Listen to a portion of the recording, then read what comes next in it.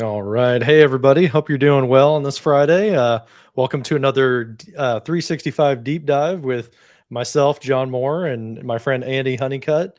It's going to be an interesting one to talk about today. We decided that we're going to chat about chat bots and all of the recent news about artificial intelligence, generative AI, all of those topics. It's a real hot topic right now, and even a whole bunch of stuff has changed just in the past like week and a half since we scheduled it. So, Andy, I know that this is something that you've been like super pumped about, doing a ton of testing, a lot of finding out like how we could use some of this technology in like personal productivity and collaboration.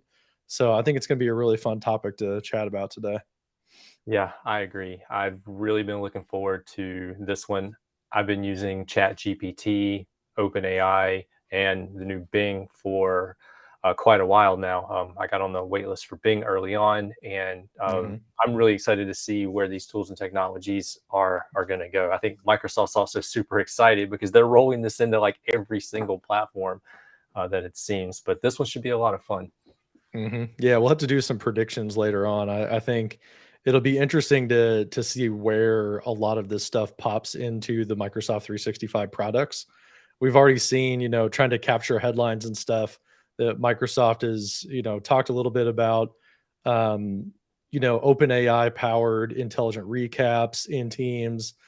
Jeff Teeper put out a blog not too long after that saying, "Hey, look forward to the M365 conference in May. They're going to have a lot more announcements then."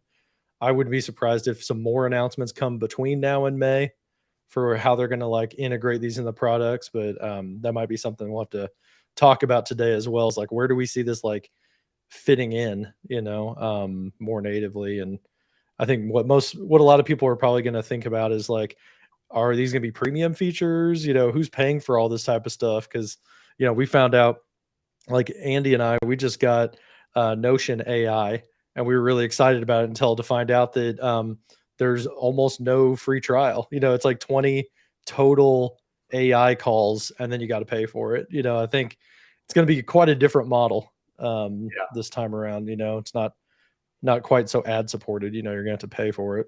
So yeah. Yeah, the pricing on some of this stuff is going to be really interesting to figure out. To your point, I think Microsoft is going to look at making this a premium option in most cases. I think there'll be some freebie that goes along with it, such as like the Microsoft Bing and the chat chat that they have there. But I think as they start to roll Hmm. into some products, you're going to see it as a premium product. But I think the market is going to adjust the price because it seems like everybody is piling on. They're building their own AI, whether it's an offshoot of OpenAI or Hmm. whether they are creating their own version of it. I think we were talking a little bit about Notion and the version of AI and that they were rolling into their product, and how it's a little bit Hmm. different than some of the other offerings that are out there. I know Google is ramping up Bard to compete with Microsoft's Bing, so it seems like we are just Hmm. getting started in the AI war. So I would imagine there'll be a influx across the whole market for all these different services, and then the pricing will kind of start to reflect that. Um, but I expect from the Microsoft end that there will be some premium to go along with this, and we'll talk a little bit about that as we move Hmm. through today's deep dive. Yeah, definitely. So, um, where do you want to start, Andy? I think you published a video about a week and a half ago, right? Because you got Bing Chat like right at the beginning. You published a video. It kind of took off, showing a demo, and I think it'd be cool to maybe recap the the Bing experience and what we've learned just even since then, like what has changed in the past just week and a half with Bing, and kind of talk about like especially using a lot of the like really integrated sidebar and stuff like that. What do you think Yeah, about that? let's recap off of that just a little bit. Okay. So I will shamelessly plug the video that I did on it. Hmm. Um, the video's on YouTube, hands-on with a new Bing powered by OpenAI. We'll put that in the video links and whatnot. But it's super easy to find, hands-on with the new Bing powered by OpenAI.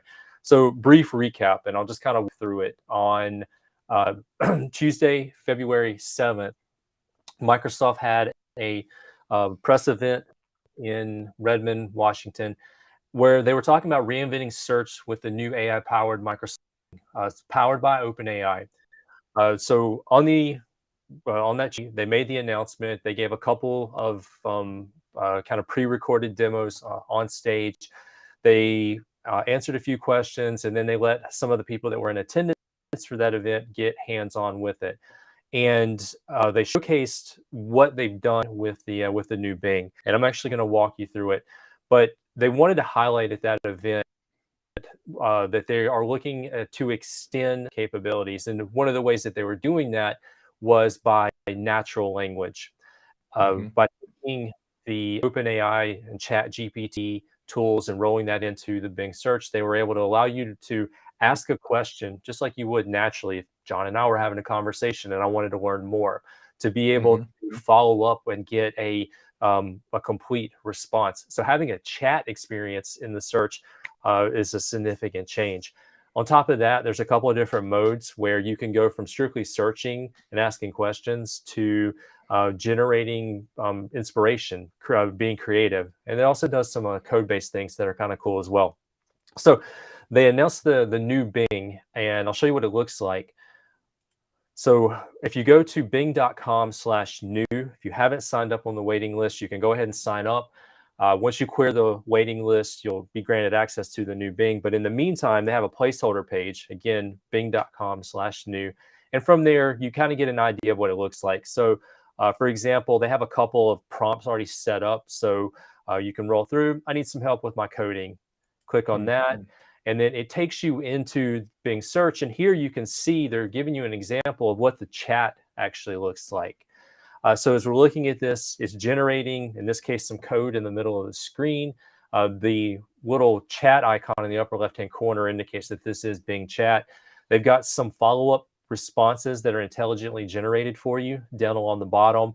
And then off to the sidebar, they've got some recent things that you may have searched on, some popular things that you may have searched on, and then your traditional Hmm. search responses generated down below.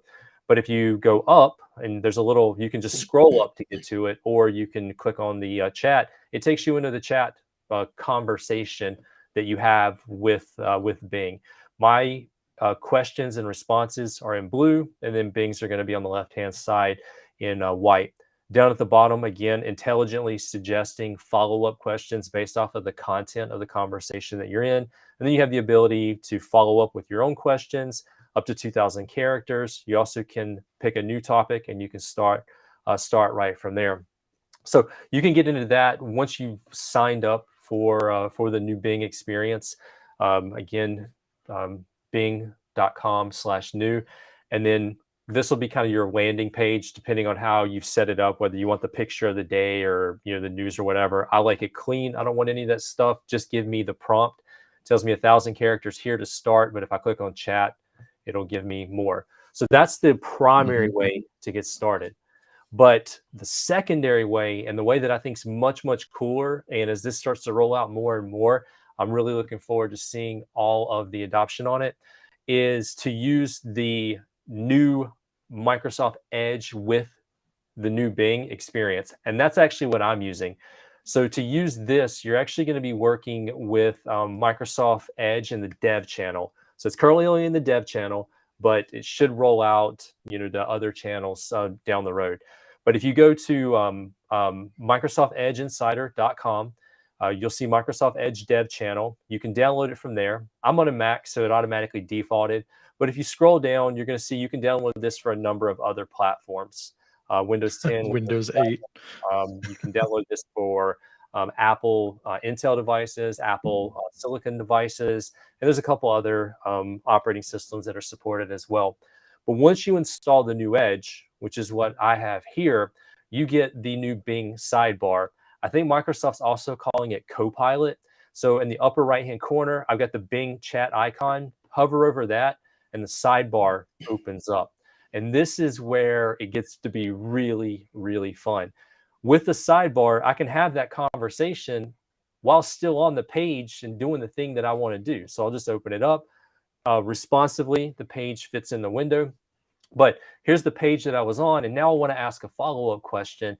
And so I can go ahead and I can actually start chatting right from here with this page. One really cool feature, we'll demo this a little bit more in depth in a few minutes. Spoiler alert, it is contextually aware of the page that I'm on. So if I were to ask this chat on the sidebar over here a question, like summarize the page that I'm on, it will do that, which is really cool. If I Mhm. highlight something on this page, it will pull that into the chat, and then I can use that to search. I can use that to ask questions and follow up. It's contextually aware of the page that I'm on.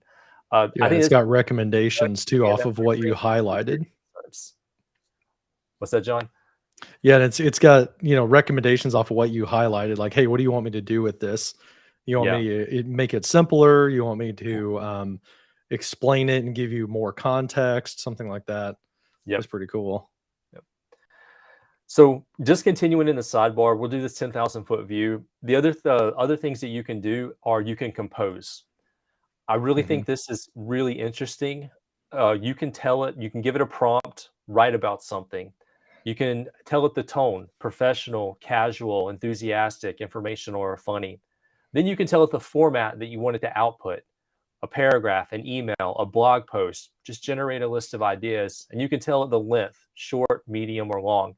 From there, it'll give you a preview down at the bottom, and it's super simple to copy that and then go and output that somewhere. So, like, for example, there might be something on this particular page that I think is important. I'll copy and paste it, or I'll jot it in. I'll tell it, give me something informational, create some ideas, medium format, and output that. Take that to my mhm. window, take that to my Notion notebook, and do whatever I need with it. So it is contextually aware of the page, and then the compose can kind of help you to start building that note process. And then the last thing here is the insights. Because it's contextually aware of the page, it can basically scrub through or crawl the page, look for things like keywords and phrases, look for related information to the thing that you're actually looking at. Provide some follow-up information that might be relevant to what you're doing. Give you some information about the site that you're on. Analytics for this site, analytics for this particular page. Like, this is the first time I've actually Oh, wow, seen I this. haven't This is gone down actually that really far, cool. yeah. Where's the traffic coming from here? Okay. And then you can give a thumbs up or a Wow. thumbs down whether you like that particular feature. But as you move through your browser experience, you'll see, like, all right, here I am on YouTube, and insights. It's telling me, all right, you're on YouTube. Here's some insights around this. Key phrases, OpenAI. Mhm. I use that in the title of the video. Microsoft Bing, again, use that in the title of the video. So it is aware of that. But I could, go over here to, um, let me show more. Let's actually just highlight this. I'm gonna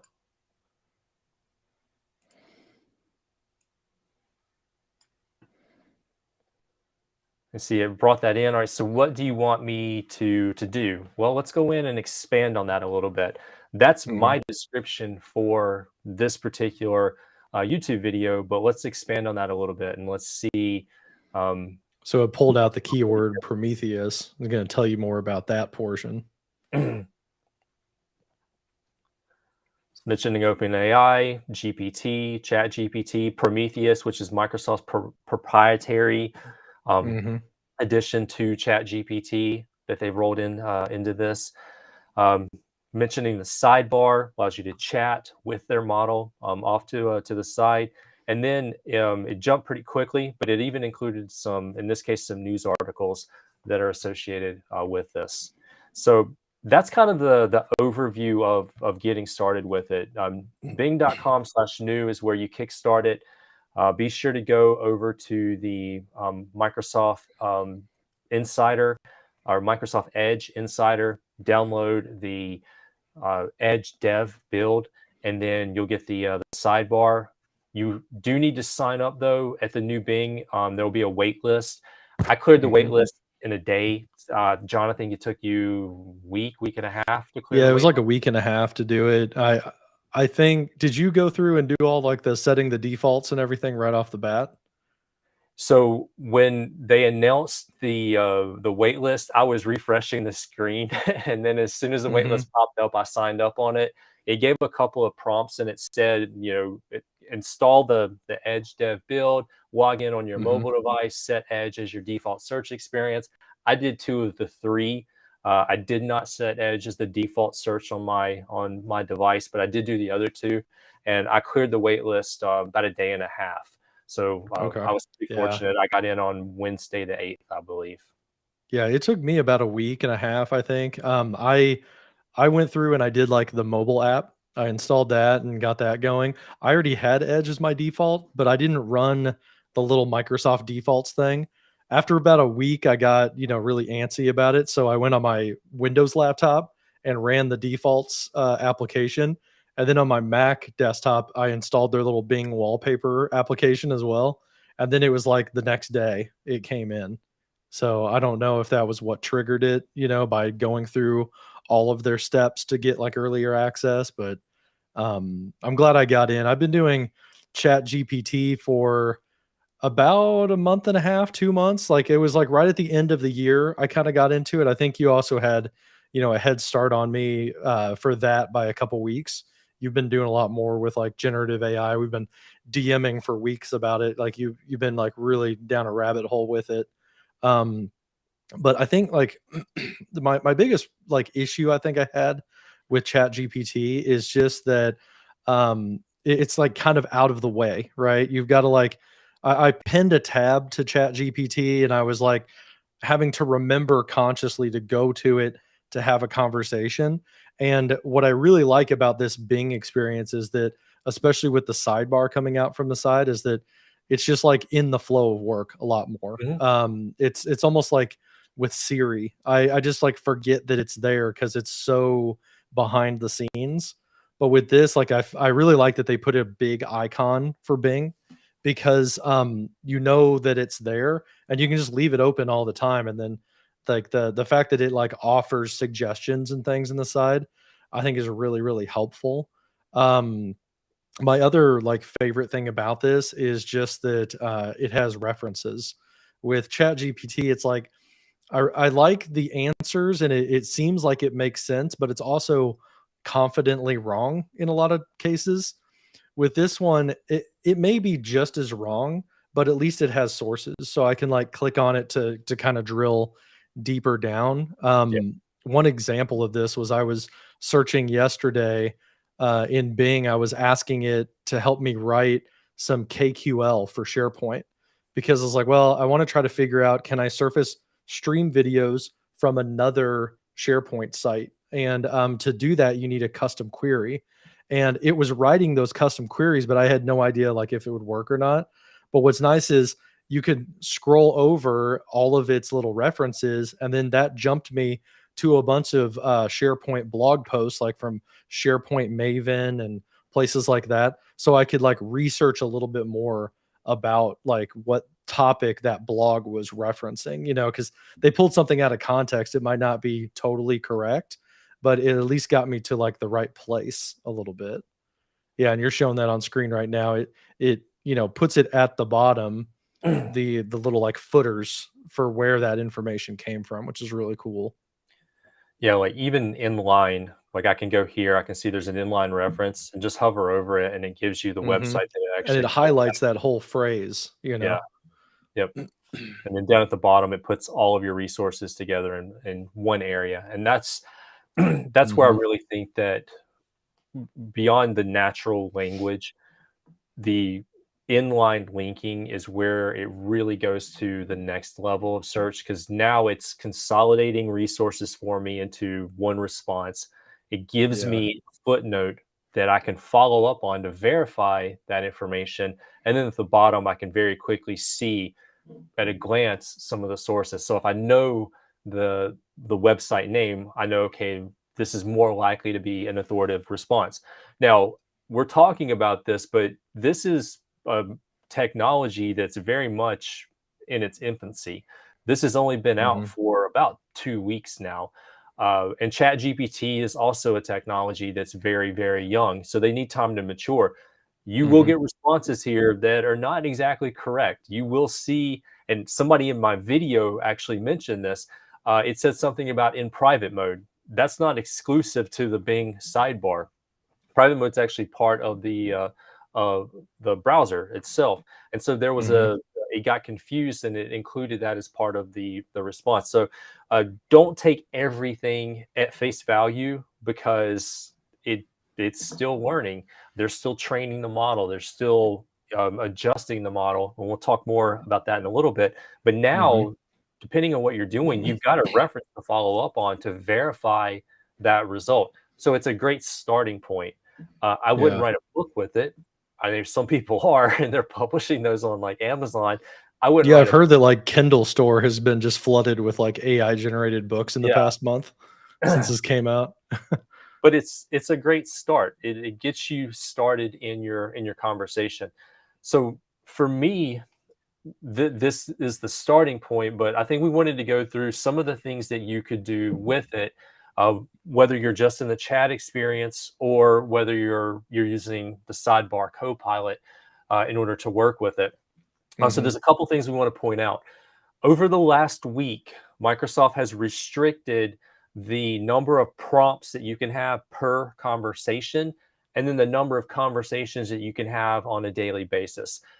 Mhm. Much like ChatGPT, as soon as people got through the waiting list, they really started to push this technology to see what it was capable of. And the more people that use it, the more queries that they're running, the longer the conversations are, it Mhm. has an impact on the service. There was a reporter for the New York Times that had a 2-hour conversation with the new Bing, and that was front page news on the New York Times. And there was some interesting things that happened with that conversation. So there are some guardrails that have been put in place on it right now. Mhm. So they have upped it to 6 prompts within a conversation. So this would count as one. This down here would count as two, and that's per conversation before you're going to have to start a new conversation. The other thing is Yeah. they've, Clicking as on of that little today, broom icon, Friday the basically. 24th, they've upped the limit to 100 conversations per day. So that's a big jump. Now, for those of you that are coming from ChatGPT, we have the ability to go in, start a new chat at the top, and then you can see your Mhm. historical chats along the side. We don't have that in Bing. So the new Bing doesn't support um, capturing a conversation and then returning to it later. Microsoft said that that's something that they're working on. They just don't have it rolled out right now. So those are a Mhm. couple of limitations that you'll run into early on.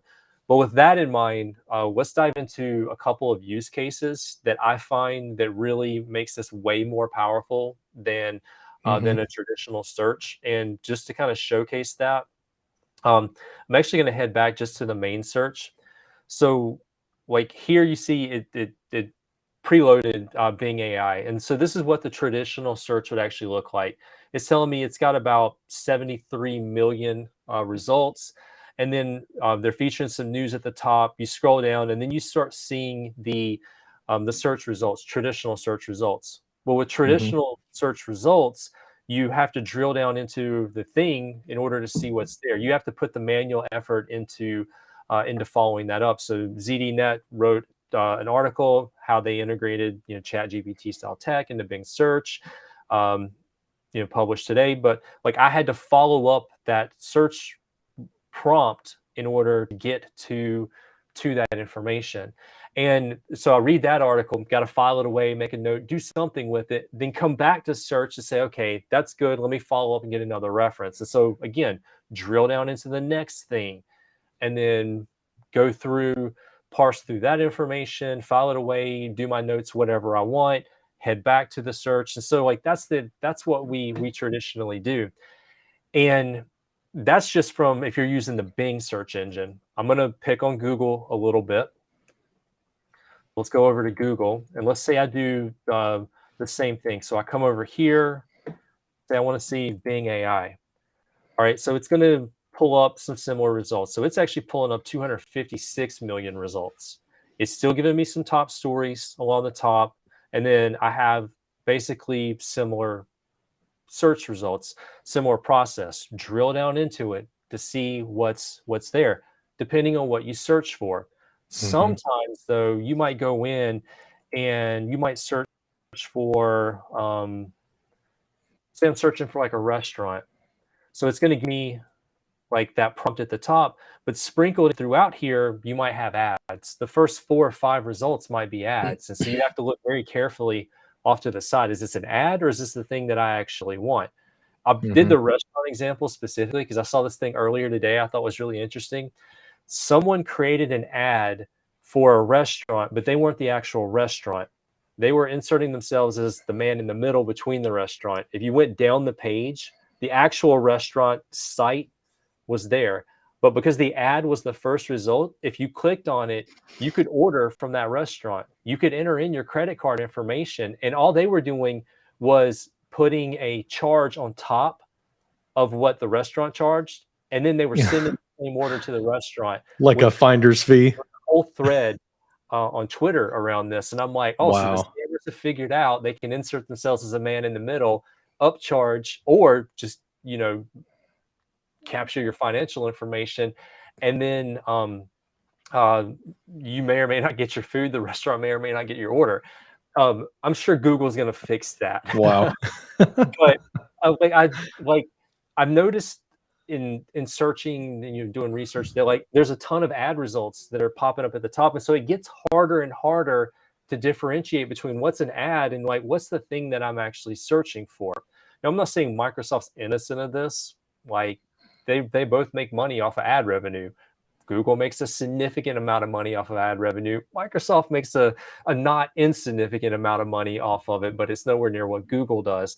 So Mhm. I'll stop picking on Google now. Going back to the Bing search experience, when we start running that search, we can pivot to the chat experience. And so I'll show you an actual example of how I would use this. So let's say I am working on Microsoft's Power Platform. All right, Mhm. let's say I'm developing an app using Power Apps, and I need to look up uh, um, what's the word for it? I'm losing my thought here. I need to look up a formula for the formula bar. So like I want to insert a button and I wanted to do something. I use this page heavily, and there's a filter by title, and I can like manually browse through it. I can do like a control F and find the thing that I'm looking for, and I can browse through it. But the content is on this page, but sometimes Microsoft has content that's on a blog post, or they have content that's at learn.microsoft.com, or they have a couple other places where not only are they telling me about this formula, but they've got maybe some examples and some use case for it beyond what I might find on this particular page. So, what I really like about the new Bing is that I can go in and I can say, okay, Power Apps formula reference. I'm going to say, take me to chat on that. Now, if I do the traditional search, there it is. There's the page that I was just on. And there's a couple of variations, but I can just say chat, Power Apps formula reference. All right. So it summarizes that page for me. It summarizes that information, which is really cool. And it gives me Mhm. the inline links like we talked about. So here we can see this is going to take me to learn.microsoft.com, Power Apps Maker, Canvas apps. I know that website because I visit it all the time, so I can say that information is probably valid. And if I go down here and look at the results, most of this is actually coming from Microsoft. So it's giving me kind of a summary off of that. So here's where it gets to be really cool. I can go in and say, tell me about the Power Apps filter formula. And notice it was trying to like autocomplete my words. So I can just hit tab and it'll finish out the word for me. I don't have to type everything. That can be a Mm. little annoying, but it's also really fun because it makes things a lot quicker to type. All right. So tell me about the Power Apps filter formula. So it's searching for information because it's a search service. We're going to give it a minute. I'm not going to have it stop responding. Now it's starting to summarize. You see, it's already starting to put some links in there, and it's already given me the syntax. Like I didn't have to go to the article and skim through in order to find that. It's already given me the syntax for that. All right, so that's pretty cool. It dropped an example in line in the form of a conversation, but I have the page that I can follow up on right here. So this was one of the things that it listed. Somebody's talking about the filter and search functions, and they have a whole bunch of examples. That's pretty Mhm. cool. And then if I hover over this one, that's filter, search, lookup functions, and that's Yeah, the page from that I Microsoft. started on just a minute ago. So the takeaway here is with the conversation, you can ask a follow-up question. So you can have it drill down a little bit deeper. Before they put the limit on this, you could have this drill down like multiple levels. Like I know we just had a question about Chat GPT. In Chat GPT, like I've got some conversations that just go on and on and on because I'm drilling down, down, down. Like I've done Mhm. the Power Platform filters, and I'll pull that up and show that in a moment. But I had a You conversation, have so many chats, dude. so many, Same. I but like clean mine up all the time. I've only got like 3. no, I leave them out there. I've copied them over into notebooks, but like I'll start out with something, Yeah. ask a follow-up question, and then just kind of keep drilling down on that particular topic. Mhm. All right, Do you so rename your chats? yeah, I do. You do? Yeah. I use the AI generated name in some cases, but Yeah. when they started getting very similar, I'll rename it to something specific. Yeah. All right, so what's continuing on this? All right, the ability to ask a follow-up question. Here is where it gets to be really interesting. I can not only ask it a follow-up question, but I can use the intelligent responses down at the bottom to follow up a little bit more. So it's saying, well, "Do you want to see an example?" That'd be actually really helpful beyond what you have Mhm. there. What's the difference between filter and search? And then, can I filter by multiple criteria? Those I think are pretty common questions. And being that I've done Power Apps training and I've led that for a lot of end users. Those are three very common questions that I get from end users. All right, so show me an example of the filter function. All right, now while this generates, I'm on my third prompt. So I'm running out of prompts for this particular conversation, but I'm asking Mhm. it to give me an example. So it's saying create a text input box, filter, and so here it's saying filter employee details where the filter text box equals text for the title. So it gave a specific one, and this one it's telling us this is going to filter a gallery by matching the text input in the title field with an employee record. So if you use Power Apps and you're familiar with galleries, you know what that does. But again, you need to have some base knowledge of that thing. You're not going to become a Power Apps guru overnight, but this is definitely going to get you started on that. Now, the other thing that I want to show based off of this is I asked it to show me an example and it did this employee details, but that doesn't exactly apply to maybe my criteria. So I'll go in here and say, I have a table with columns of coffee, beverage, name, price,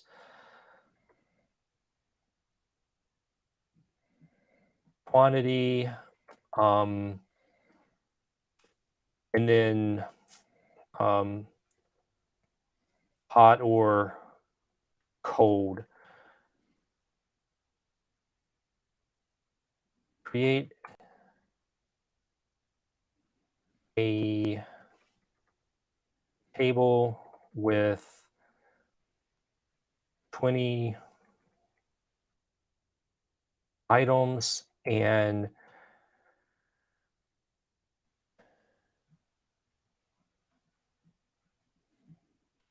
we'll see what this does. See, and I think that's where I run into like my own limitations of trying to adapt to this new technology is that like you only used what like 80 characters out of 2000, and like they made the search box so big that really it's about prompt engineering at this point, you know? I think in terms of search terms, right? I want to do like a semantic search with like plus and try to keep it like as concise as possible in like a single line. But I find that like you get better results if you give it a lot of context, in order to like kind of untangle what you're really looking for.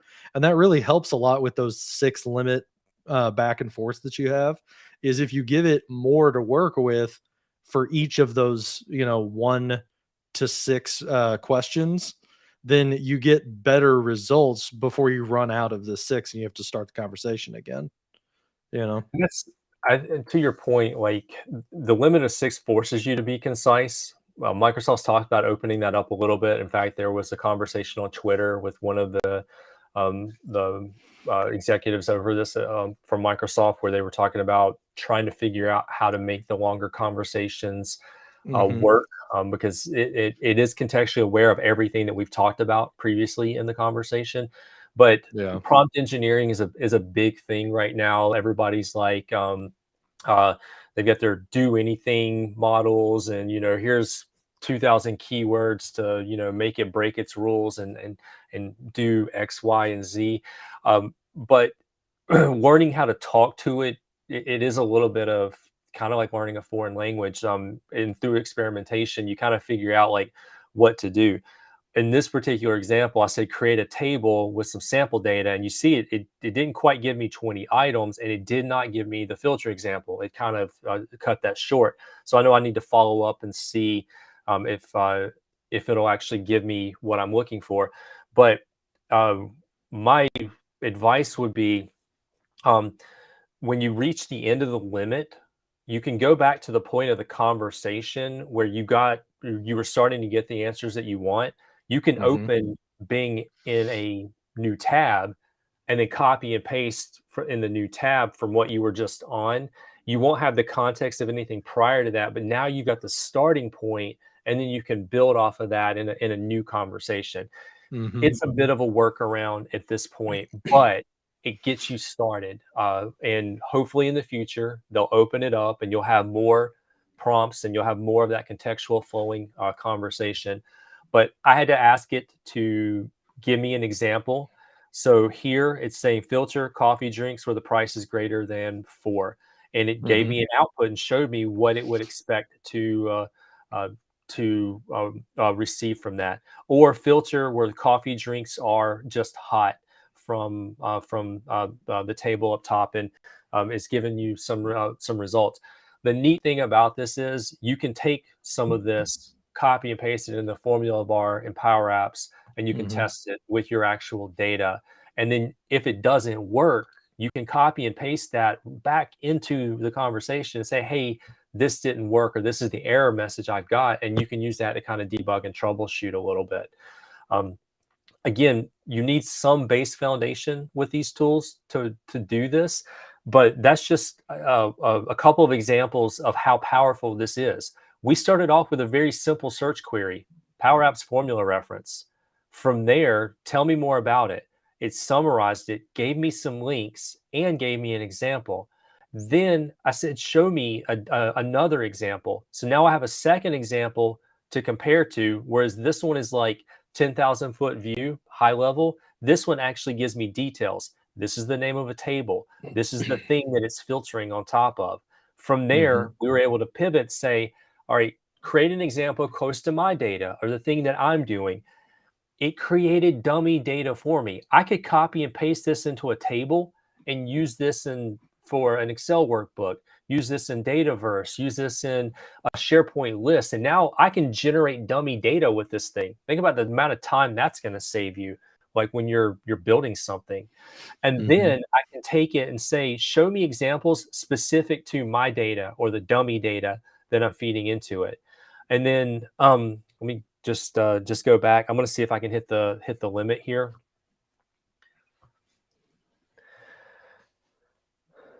Well, it might actually that might be my sixth. Yeah, I think that's number That would be my 6. sixth. So once this one Yeah, we'll generates, show what happens whenever you run out.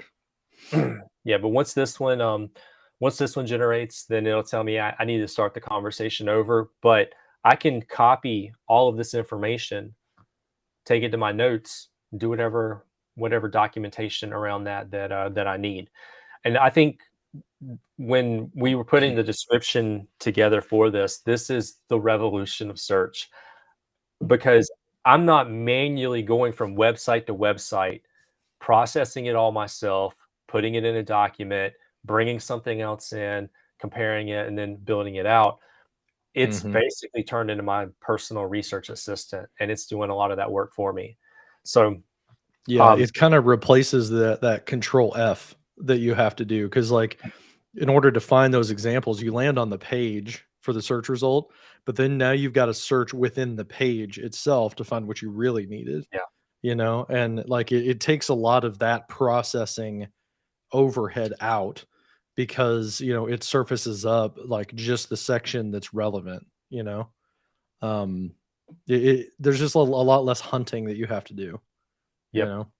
yeah, and like the other thing about that I think that is kind of flying under the radar is the ability to cross-reference or pivot within the search and still have it aware of what you've talked about previously. So, like, Mhm, we're still talking about Power Apps, we're still talking about the filter function, but now we're filtering and search function. So we got two functions that we're talking about here. Um, and it's contextually aware of what we talked about prior to that. So if I wanted to, I could try to say, um, and I'm going to hit the limit. Oh, actually, no. Look, it did it already right here. Search coffee drinks, latte, and then coffee beverage. So because I pivoted to that table example halfway through, and then mhm. we cross-referenced another function, it went ahead and showed me that function in the context of the conversation that we're having. I don't know about you, but Yeah, like that's that's that's amazing. so cool. That is so amazing. So those are kind of the I think the big things about using the chat-based experience for the search is the ability to start off with a simple reference, get inline links Mhm. and references, intelligent follow-ups are automatically generated, the ability to ask follow-up questions, the ability to ask for sample data to apply to make it real world, and then the ability to extend, pivot, or cross-reference within the query that you're running. All of those things are really, I think, what's going to take this way beyond anything we could have imagined. Mhm. Yeah, to shift gears a little bit, I think it would be really cool to talk about some more of that, like, contextually awareness Mhm. of it, like, the aware of what page you're on. And I wanted to show my screen real quick and talk a little bit about a common question that I've heard with people, especially when they're, like, wanting to get started with the new Bing and, like, they're setting it up or signing up for it for the first time is, you have to use a personal Microsoft account to sign up for Bing. And I did that. I used like my iCloud account, which is my personal Microsoft account, but you can actually link it to your like organizational or school account. And that's through like the Bing rewards. Basically, it like promotes up so that whenever you do searches, you get like points for the Bing rewards. So to demonstrate that here, whenever I open up, I'm logged in as like Megan Bowen, right? But whenever I open up Bing, it says, well, you got to join the wait list. It doesn't know about my personal Microsoft account. So what you can do is you can hit sign in because I've already got access with my personal account. So I'm just going to put that in and and then it will ask me to log in. So I'll do the passwordless login right there. And then because I logged in with that now, it's using my personal, but alongside of my Office 365. So now it's contextually aware of what I'm doing in Contoso, but with this awesome chat functionality as well. So one thing that I've seen that's really cool about this is let's do one of these. Let me open up one of these videos here that has a transcript. Let me see if I can find one that actually has a transcript associated with it.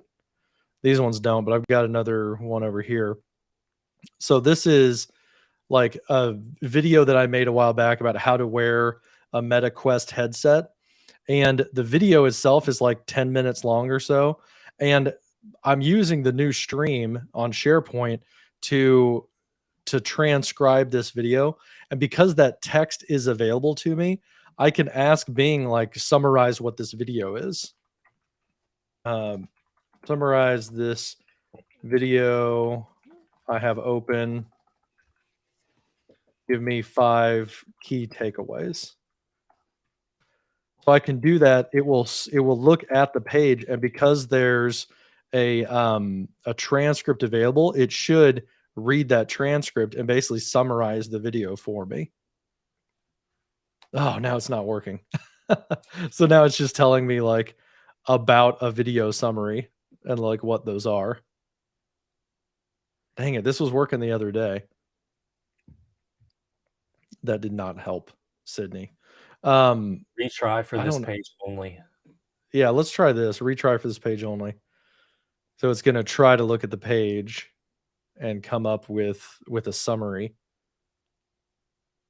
Without searching the web, I need online resources. Okay, well, dang it, that kinda failed.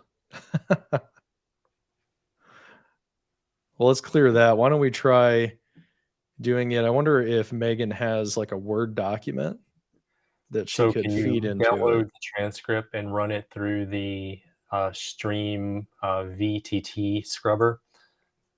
We might be able to do that, yeah, let's try downloading. So I've got the VTT file right here, and if I open that up on my Mac, there's the VTT. If I drag it onto Edge as a new tab, I'm just gonna go ahead and leave all the timestamps in here, and then I'm gonna do this, generate page takeaways. So there's, like, a recommended thing that I can do. Let's see if it works. Okay. So yeah, it's pulling this stuff out, which it's saying, "Hey, here's some summary takeaways." It gave me what, 4 of them about, like, what the buttons on the Meta Quest are, how the trigger button is used to select things in VR, the grip button, like, that's important to use. You have to adjust the head straps. You also need to pair the controllers. Um, Stuff like that. So it did pull that out even though I've got all these timestamps.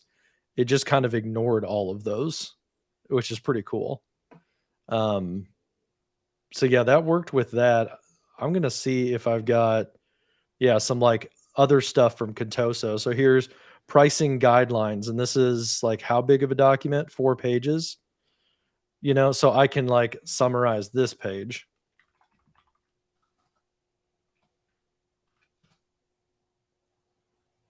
And we'll see, like, if it reads through this this Word document.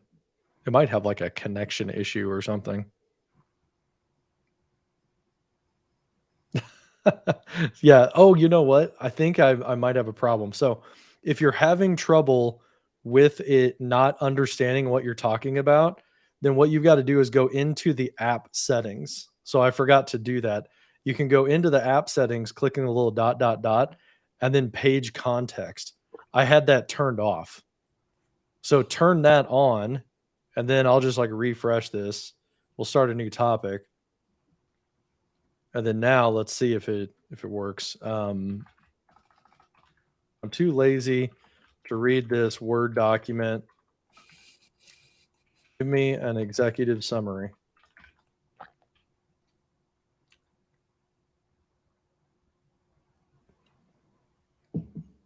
Oh, see, it's still not wanting to read off the page. We'll see if it offers to do the retry for this page. Oh, there we go. Yeah, I did read it. So here's a possible executive summary, where it's providing pricing guidelines for Contoso's website redesign project. The Contoso team is going to conduct a SWOT analysis. The project will require part-time strategy consulting. It will cost $367,000. That's pretty sweet. Yeah, there's that anticipated cost, $367,000. And yeah, it took, like, this 4 pages and condensed it down into, like, a paragraph What's off of a interesting Word is that document. it searched for executive summary so that it had Yeah, something to base its response around it knew how to as its structure it. prompt. Yeah. and then it summarized the information on the page to meet the results of that particular prompt. Mhm. Yeah, that's craziness. Now, another thing that I can do is let's go into Outlook for web and get into Megan's email here and see if she's got an email from like Nestor. So there's Nestor left a comment. Um, I want to find an email where it's like somebody's like talking to me. There we go. So can you please send that Excel file, blah blah blah, from Nestor? Not interested.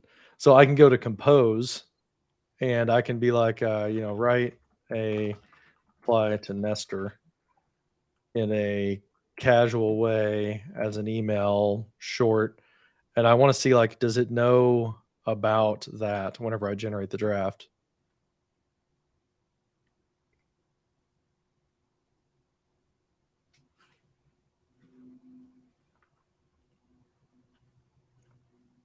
There we go. Yeah. Yeah. So So there's a reply to Nestor. we should also caution at this point, it's not necessarily recommended that you put private or sensitive information into this because it is Yes. a Yeah. training model and it is still learning. There are no enterprise agreements in place to keep your Hmm. data, too private or whatever. So use discretion when using this. Don't put sensitive information like your corporate buyout plans for this thing. Um, Hmm. but for some general purpose stuff, it's pretty powerful. Yeah. And so I can take this, I hit reply to Nestor, my fake user, hit add to site, and it pops it in there like that. So then I can just change this to like Megan and do I that. Now, wasn't expecting little touches like that, like the add to site to have it go to the cursor on the site and like yeah, input. like where I it's wasn't at. expecting that at all, but I'm really glad Microsoft did that. Yeah, that's pretty cool. And like, it doesn't know about the Excel file, right? So this kind of gets into like my wish list or my predictions. What I see is going to probably happen around that May timeframe that Jeff Teeper was talking about is I think we'll see this type of technology like write a reply to Nestor, but I think it will be put into OA itself, into Outlook for web access. Because then, imagine if it was a corporate version of chat, Bing chat, so that you could say, hey, write me a response and it would give you that, but it would know that Nestor was talking about an Excel file from a meeting they had together that with a specific customer, right? So it would like if it could look at Megan's calendar, find the meetings that her and Nestor were in together with like whatever client they're talking about, and that there was a Excel file that was like put into the chat for the team meeting. You could grab that information, you could stitch it, write a reply that's more contextually aware, and maybe attach that file. And it feels like we're getting, we're baby stepping there, because if you go back like to this feed, this is more of like an intelligent feed on office.com now. If you go to my content, then you can go to meetings, and well, dang it, it doesn't have any meetings, but in the meetings in my normal corporate account, you'll see all of your historical meetings, who they were with, and it gives you actually little boxes on the screen, like little buttons of the recording for the meeting, the attachments that were in the chat, the attendee list, like all of that stuff is captured and associated with that meeting.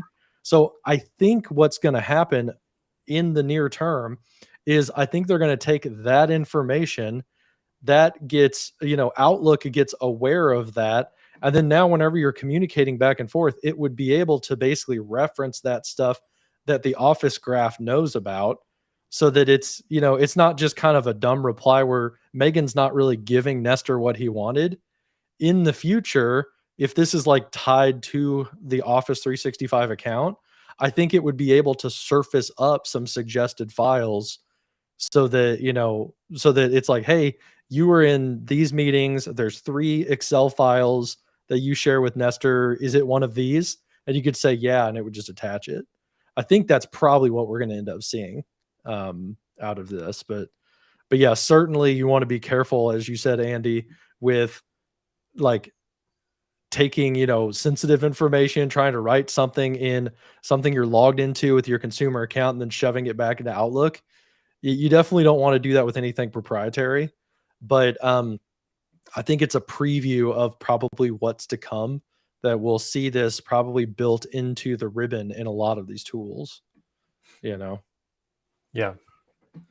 So to that point, let's just expand on coming into the other tools just a little bit. I got a couple things that Mhm, I just want to point out from Microsoft's end. So John mentioned this a few times, but Microsoft has already announced that they are going to extend this partnership with OpenAI. We're going to see more of this technology rolled into the entire Microsoft platform, everything from Azure to the Power Platform to Microsoft 365. And I imagine it's even going to trickle down into Windows and other apps and services that they support. So mhm, right now, Microsoft has a really big push for Microsoft Teams Premium, and they've announced a lot of features previous to the release of the new Bing, but they have a blog article that was recently released where they talk about using AI powered technology inside of Microsoft Teams. I'll give you the Cliff Notes version of this. It is powered by OpenAI, so GPT 3.5. But basically, in Teams Premium, they are doing things like intelligent meeting recap, and that's going to be powered by AI. And in this case, they're going to extend that into OpenAI. So John was talking mhm. about the meeting recap a minute ago. The intelligent meeting recap that they are touting is going to have suggested notes based off of the conversation that was had during that meeting, suggested task with links to specific people that were mentioned as part of that meeting. You can go and search mentions in your transcript um, after the meeting. Other things that they're doing, AI generated chapters for the meeting. So based off of Mhm. what you were displaying and the content of it, they're creating a video and And they're this creating is chapters. actually available today and is not a premium feature.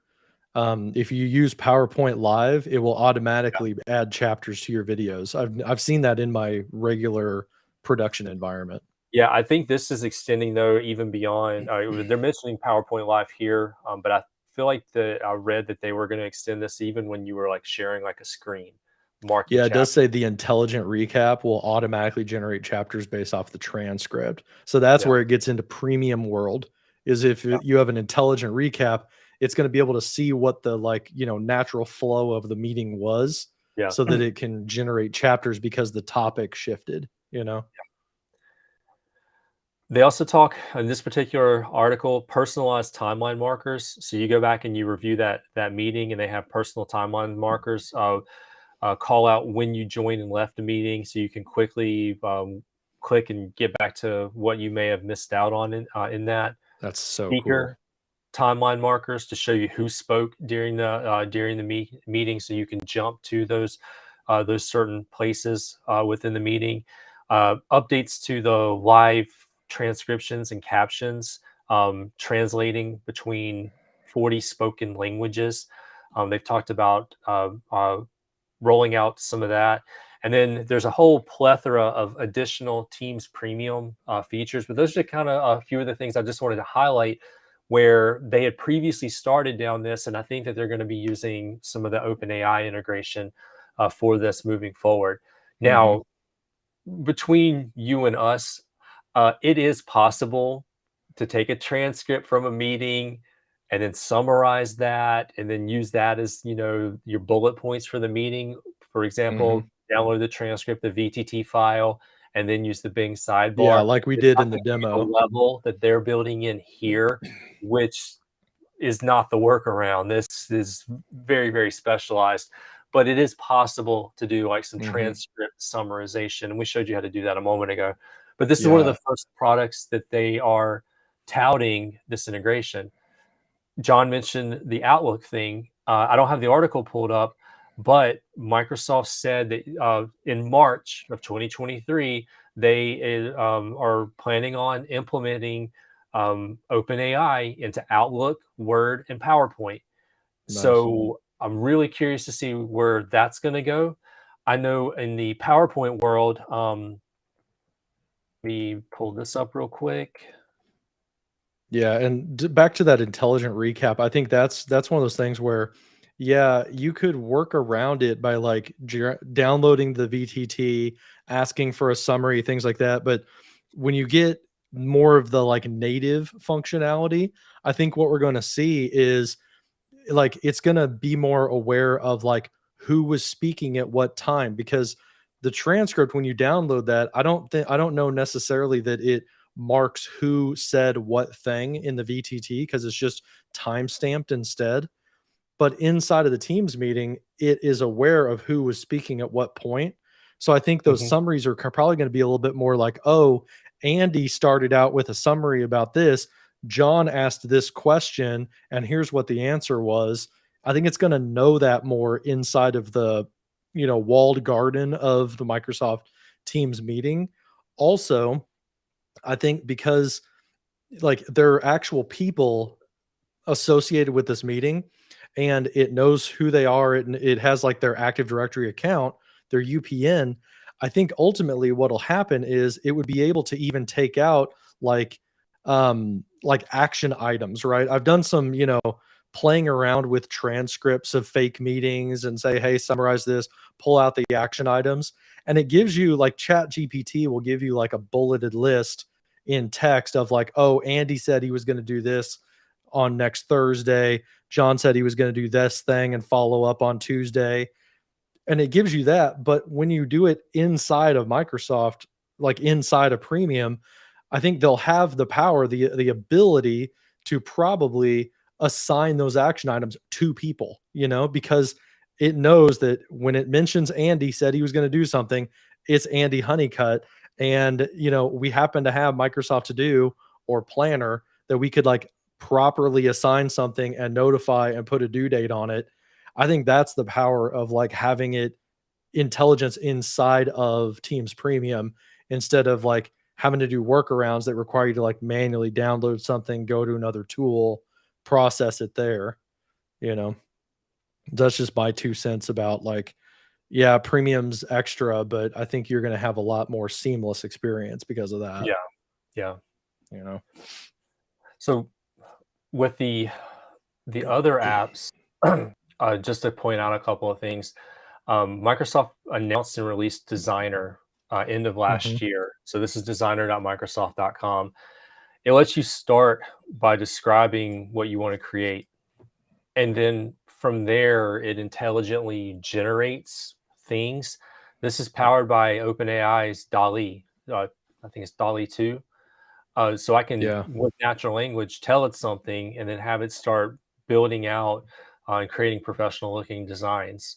So that's powered by OpenAI. What I think we'll start to see more and more in PowerPoint is the integration of something like that, where I can go into PowerPoint and say, I need to create a PowerPoint presentation around this topic.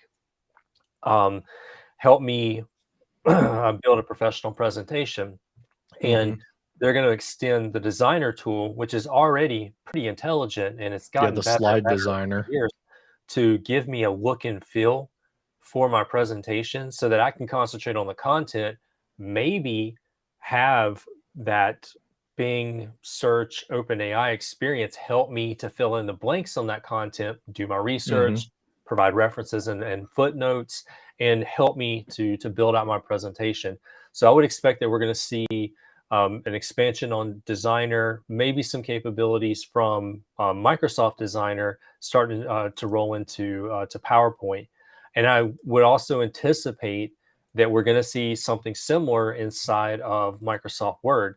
So as I go into Word and I want to start drafting a document, rather than being working with just a blank page, maybe I hmm can have Bing or I can have OpenAI step in and help me to start the composition by inspiring me with a give me 10 bullet points for this particular topic and help me generate some ideas.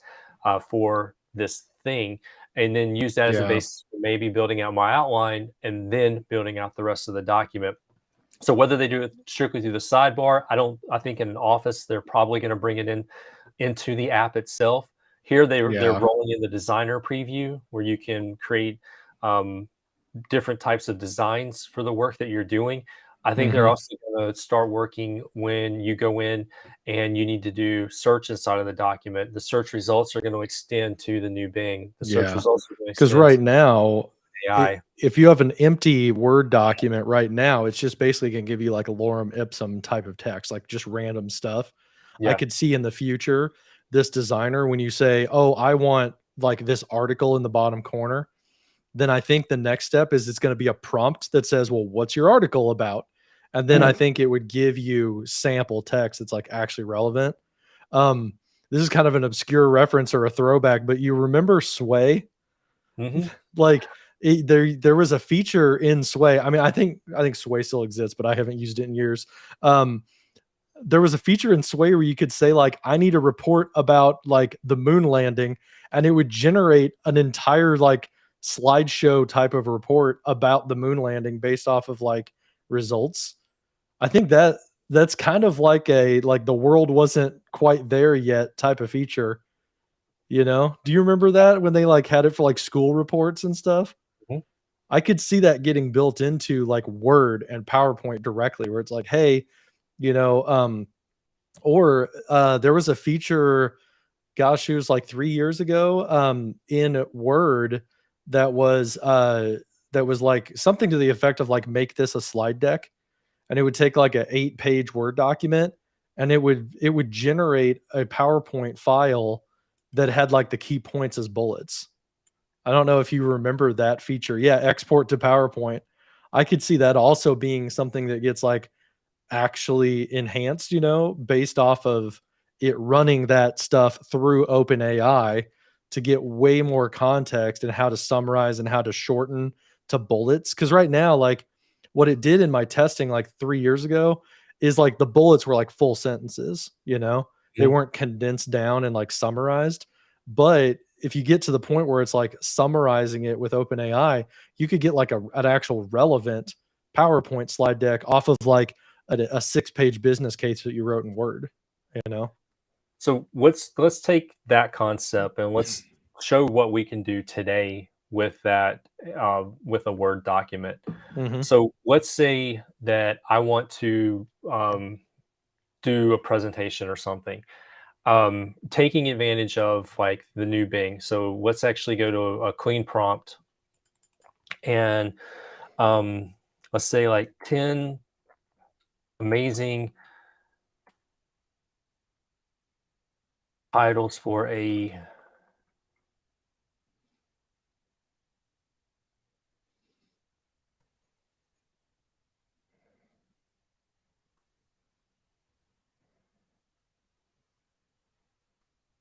All right.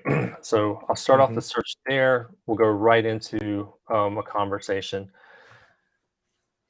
All right. And you get So we're going not to let very good, like, title search for us. results for that because that's creative, It like, you're unless somebody wrote a blog article about that specific subject, you're gonna get kinda crappy results, But when you switch to chat, you get creative, generative, um, responses back.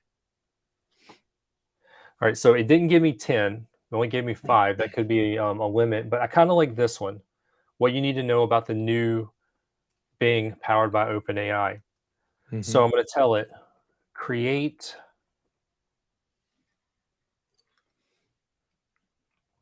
an outline for that with, say, headings and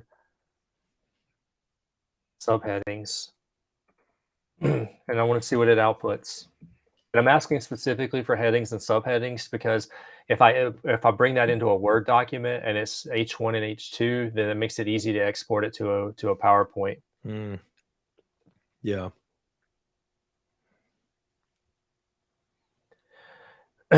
Now I wanted to say like I'm not going to use this verbatim. I'm gonna in the real world, I'm gonna use this as a starting point. I'm gonna use this to kind of get some Yeah, you wanna inspiration and rewrite generate it some in your ideas. I'm own gonna go back words. and apply it to my specific use case. I'm gonna read Yeah. this information and not take it at face value. All right, Mhm. but this is just an example. So it's giving me headings and subheadings. I kind of like the way that this is structured. We'll pretend like I read everything that it has. So I'm actually going to take this information here, and then I'm going to head over to my Word document, and I'm going to bring that into my Word document. Now I Well, would and go by the through way, if you were using the sidebar, you could have just added to cite, you know? exactly, Yeah. but using the sidebar, I'm limited with like the little window over there. Yeah, Uh, that's true. so this six and one half dozen of another. All right, so I'm Mm. just going to clean this up a little bit. So like I want these things here to be like Oh, and it H1. retained the links. Did you see that? For all Yes. the references. Yeah, so I just want these to be like H1s, and I know I could have did like a control select, but and be careful, it will follow a link if you click If on you it. click on it. All right. So now we've got that set up, and so let's just do these guys.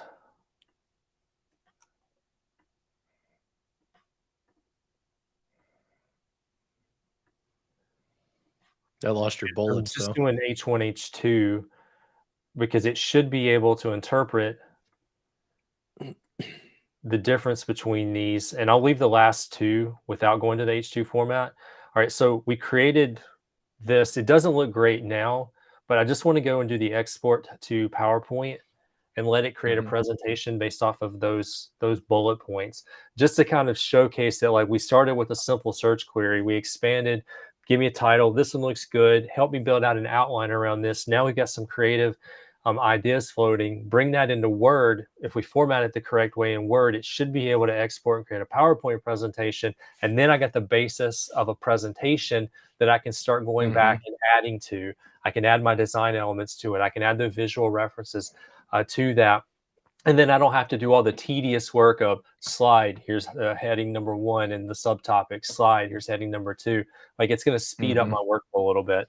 I'll let Well, that and run it's for a almost giving you prompts, Andy, because, like, if you read what it says it doesn't give you the answer. It says, "Explain what large language models are. yeah. Compare OpenAI to Bing." So, like, it's almost giving you, like, placeholders for your slide to then put in the real content. Oh, it didn't work. All right, there you go. You got it on the second attempt. Oh, I kind of like this one. That's kinda nice. All right, so let it prepare the slides, I like that animated GIF. It's like printing slides. and then let's open it and see what it gave me.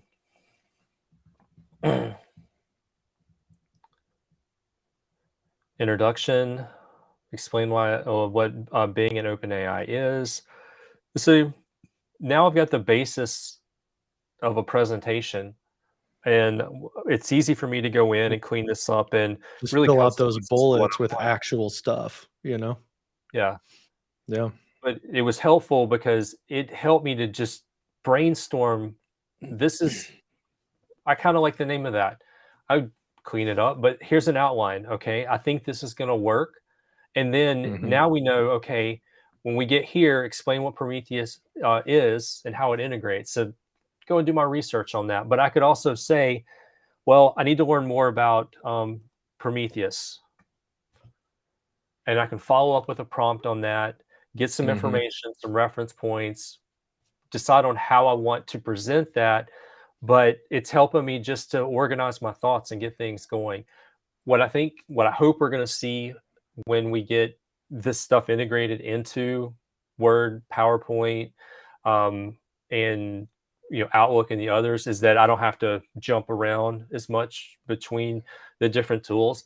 But I can tell you, just over the last few months of using ChatGPT and this method, like I've really been able to get over the barrier of getting started. Like that's the Yeah, hardest thing. that's the hardest thing is Just getting getting started.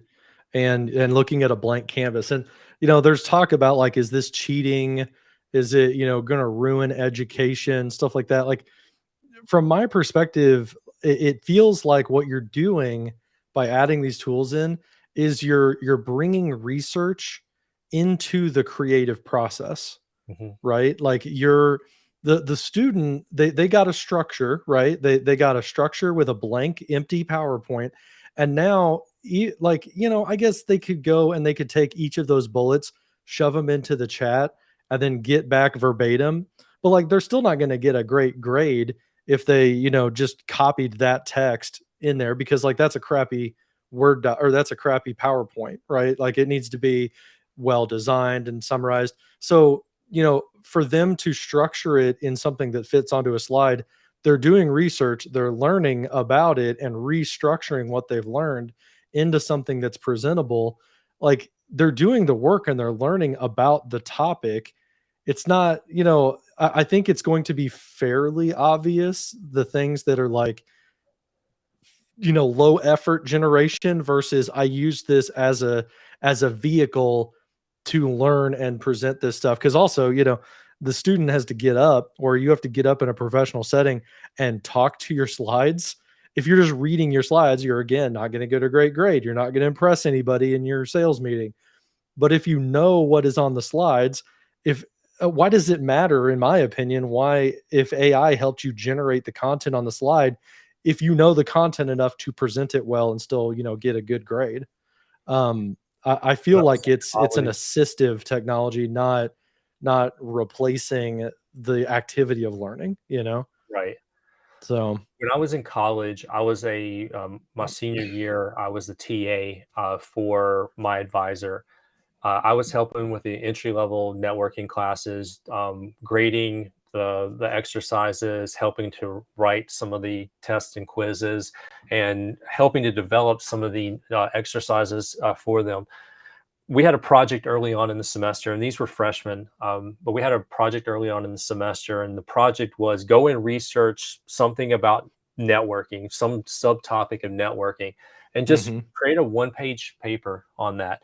Cite your source, and you could not. I think the professor at the time didn't let them use Wikipedia. So all these responses came in, and they were all over the place, and you could tell who was paraphrasing. They were using some large words, and for a freshman audience. You could kind of tell mhm, it was out of place.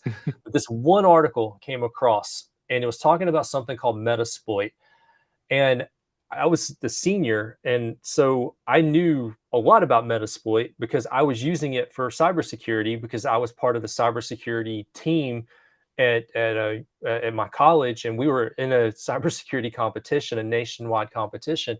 And so mm, I had just read that article about Metasploit um, within the last couple of weeks, and as soon as I saw it, I was like, he copy and pasted this. And so pulled it up and like right away, the whole thing verbatim, no reference, passed it off as his own.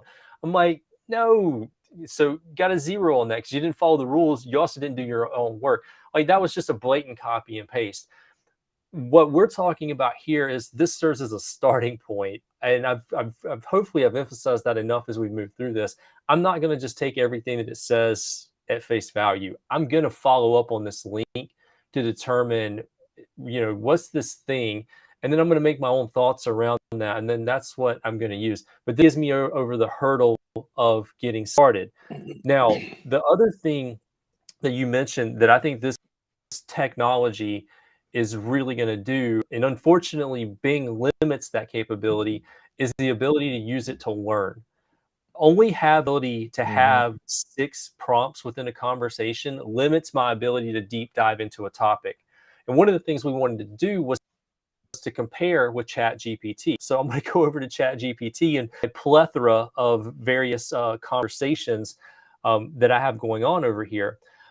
Say, for example, I'm an IT admin and I want to work with Microsoft PowerShell. I work with Microsoft Teams. mhm, I go through the graphical interface.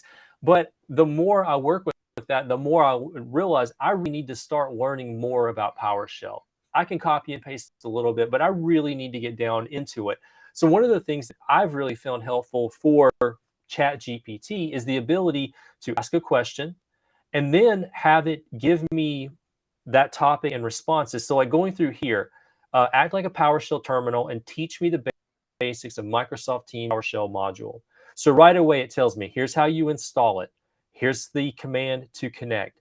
Once you connect, these are some commandlets that you can use to retrieve in from PowerShell. So get team, new team, remove team. All right. I want to return a CSV file with a list of all teams and the corresponding channels actively using the Microsoft Teams wiki, because Microsoft's going to retire the wiki in Teams and they're going to start using OneNote. So, and it gives me a couple of examples, like you could use the get team and get channel commandlets and then use the where object, and then it formats that. Well, the cool thing is, as I'm going through this, I can say, well, can you just create a couple of examples of what that might look like what kind of output I should expect out of this? Mm-hmm. And so it shows what the CSV file could look with that. And then I want to return a CSV file with all the teams and channels. So it through the comments, it tells me what every single commandlet in that script is going to do. So it Oh, can help wow. me understand the syntax and what is this going to do. First, you need to install the SharePoint PnP PowerShell That's module. crazy. This commandlet does that. And just looking at that, I'm like, okay, I'm installing dash module SharePoint PnP PowerShell online. So as I'm going through this, and I can open up a terminal on the side and I can go along and follow this in real time. And I can use this as the basis to kind of understand and get started with this. Show me some example data. And like my conversations are kind of full of some PowerShell examples like that, where I'm diving a little bit deep into this thing. I worked with PowerShell for a few years now. I'm not an expert by any means, but this is just going to help me to kind of dive deeper into that. Here's another example. So I needed to ask a question about the SharePoint managed property, and very quickly that runs into something with the KQL query. This is what I was researching yesterday. So you're KQL and familiar with the managed highlighted properties. content web part and the ability to do custom queries inside of it. Mm-hmm. So I was researching based off of that, and I needed to find like a certain type of file, and I wanted to narrow it down, but the graphical interface wasn't getting me what I wanted. And through research, I came across the KQL image path, and so it was able to help me Mm-hmm. to fill in some of the gaps on that, and I was able to get the I wanted in the highlighted content web part. So the point is, this can become a learn. Like I can Mm-hmm. go through the primary topic, ask a follow-up. Hey, show me an example of how to do this this thing, and tell me about SharePoint framework. I know what the SharePoint framework is, but I wanted to know what it knew about it. Show me some examples of some things that I can do with. Here's one for the Excel people out there. Explain the Excel XLOOKUP. Some of you are very familiar with VLOOKUP. Well, what's XLOOKUP, and how does it actually compare to VLOOKUP? So gives me a summary of XLOOKUP. Go down, Mm-hmm. hey, compare it to the VLOOKUP. Not only do I want you to give me a breakdown of, show me an example of each. Here's the XLOOKUP and here's the VLOOKUP, and I can see the syntax of both. And then I can say, hey, now that I've got the basis of that, create a sample table, just some sample data in there, and then show me with the sample table an XLOOKUP example and a VLOOKUP table using that exact sample data, so that it gives me some kind of like output. Mm-hmm. And then I'm able to like to take that and apply it to what I'm actually working with my data in Excel. I could look up XLOOKUP on the web, but am I going to be able to like drop it into some sample data and like get the Mm-hmm. output of that and like see that in real time and have it actually return results? Maybe, maybe See, I not. think that's the key to like using these things safely within a corporate job is you're using sample data all over the place. Give me an example of this. Give me, like don't don't feed it a bunch of actual team names from your corporate environment. Instead, say, hypothetically, how would I search for a bunch of teams? Give me some sample team names. And it gave you generic stuff like marketing and sales and stuff like that. Like, you know, you're not he's not like putting corporate data in here anywhere along the line. He's learning about something that applies to his job, with examples. Like that's no different than if he was hunting around the web doing this manually from page to page, Yeah. you know? And here's another example.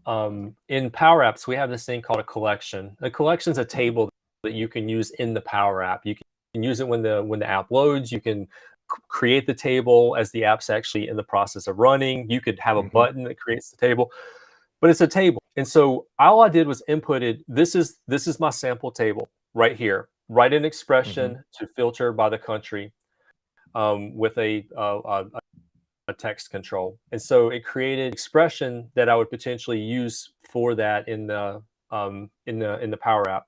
But I know from experience I need to use distinct, especially if I want to try to go from like a country to a state, providence, or down even to like a city level. So I know I need to do that. So I told it, hey, with mhm. the collection, write the distinct function. But because I'm using the actual sample, the collection, it tells me just based off of the name of the collection, based off of the field country, where we're looking for country.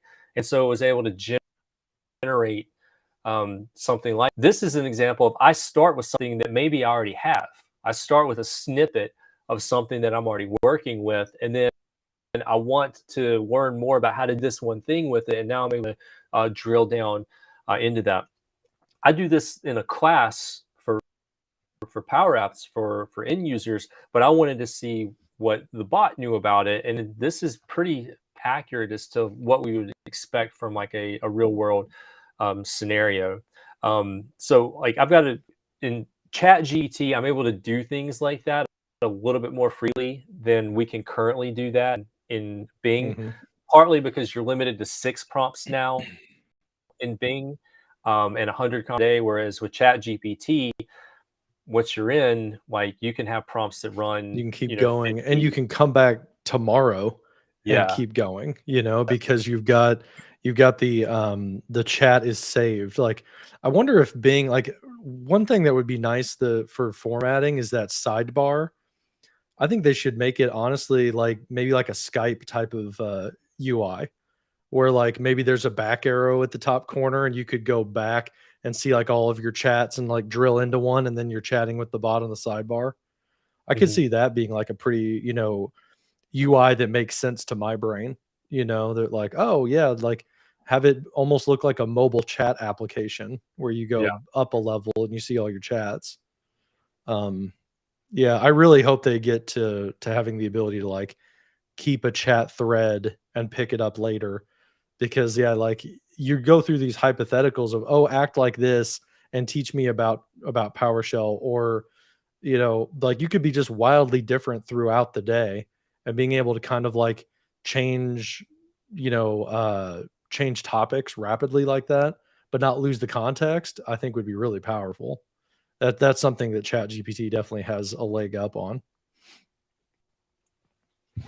Yeah, and I find myself right now just going back and forth between the 2 for something a little simpler right now.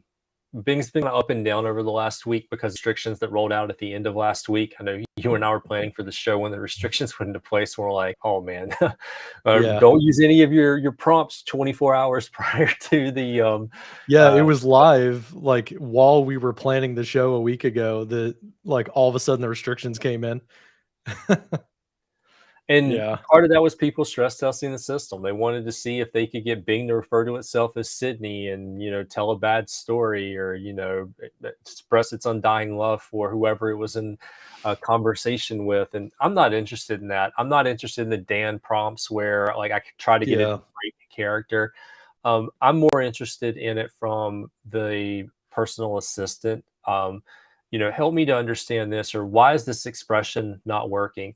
Um, on Yeah. that same topic, there's a couple other things that from the Microsoft perspective we should mention. So they've talked about rolling this into Outlook and Word and PowerPoint here in the near future, but Mhm. throughout this conversation, I've mentioned the Power Platform a lot. I know I use it quite a bit, John. I don't think you use it as much, Not as but much these days, I yeah. do Power Platform quite a bit, and Microsoft's actually had AI integration in the Power Platform for quite a while. So for those of you who automate and you create flows to automate business processes, you have the ability to go in right now and describe your flow in natural language. I Mhm. want to, or when someone responds to a Microsoft Form survey, post a message in Microsoft Teams and send an email. Pretty straightforward. It's Yeah. gonna suggest that when a response is submitted in forms, that you have multiple actions, and one of those is a Teams action, and one of those is an Outlook action. And if that is you need, you hit next, and it takes you into the editor, and then it starts helping you to build out that flow. All you had to do was tell it in natural language what you wanted to do, and it tries to find triggers that are used to start that particular workflow, and then actions that might correspond to that. Mhm. So that can get people over the barrier of getting started. You don't have to start with a template. You can start with, I need to do this, and it's going to go and intelligently find that for you. The other thing that Power Automate has done recently deals with formatting dates, formatting data. Um, when you work with Power Automate across UTC time codes quite a bit, and at first glance, for an end user, somebody who's new to this, they don't understand it. It's a date and time format that's format of foreign to them, and then UTC time, depending on your time zone, could be 5, 8, 10 hours time difference. And so there's conversions that you have to run in there. So Mhm. what they've done is when you're in the process of building a flow and you're using an action, they have this new thing, format data by examples. And so you can say, this is what the data looks like now. This is what I want it to look like. All right. So it's year, month, day. I wanted to say the month. I wanted to have the date for that. And what it's going to do is suggest an expression that you can use, format, date, time, and it's going to tell you exactly what you would need. And you can copy that and you can input that in your action in the flow. So it's going to convert data intelligently, and all you have to do is give it a sample of what it looks like and tell it what you want it to output as, rather than trying to figure out how to do all of these crazy formulas on your own. Those things are in Power today, but they're powered by AI, and they've talked about some other things that they want to do with that, um, whether it's with the Power Automate desktop, Power Automate virtual agents. So that's just a couple of examples. I would expect that to get much more intelligent in the future. Mhm. Also, there's a description, create a cloud flow from, or create a cloud flow from a description, just an article from Microsoft where they actually break that down, describe it, and design it. And then from Power Apps, they have AI powered assistants to help you create your app using natural language. So use this input to describe what you want to happen in this app. Here's the cool thing: they find using OpenAI GPT-3. This article was released in 2021. So the Power Platform Yeah. has been working with this for about 2 years. So they've Mhm. got a head start. A lot of the other apps, they've already been integrating this into the Power Platform. We were talking about formulas a minute ago. Power FX formulas, the formula bar. Um, Simplifying and being able to ask a question and have it output the formula that you need to use built right into the app. Mhm. Then to push on the innovation. So that's an example of where you can use natural language in the Power Platform to start generating a formula rather than having to bounce back and forth between Bing or ChatGPT. You stay in the context of the app. Microsoft's already doing that. In this case, they've been doing it with Open for a couple of years. Yeah, and the Power Automate AI builder, that was an Ignite announcement last year, wasn't it? I think Wasn't it, so. like, in the fall of last year? Yeah. So, like, a month before ChatGPT came out and kinda, like, blew up the world. Like, holy cow. It Yeah. it's interesting, like, So, from my perspective, I was just seeing, like, all of the people, like, it felt like to me like, oh, Microsoft's just scrambling to, like, capture headlines right now because it's the new hotness and everything. But seeing some of these blog posts come out, like, well, I guess they've been working this for a long time. It's not just something that's like hacked together, because like this window opened up between November and January that we've got to like redo Bing all of a sudden. Um, I don't feel it like this definitely is feels like something something just they've put been at together work all with at once. Like, longer. this is something that's very meticulously put together, and they've been working on it. Microsoft was an early investor in Hmm. OpenAI. They've re-upped that investment twice, most recently $10 billion of additional investment for a significant stake in the company. Hmm. And the fact that they have already made announcements for integrating it into the Office platform, doubling down on Teams premium features, and then the Power platform. I think that the Yeah. integration is going to continue to get deeper and deeper moving forward. Yeah.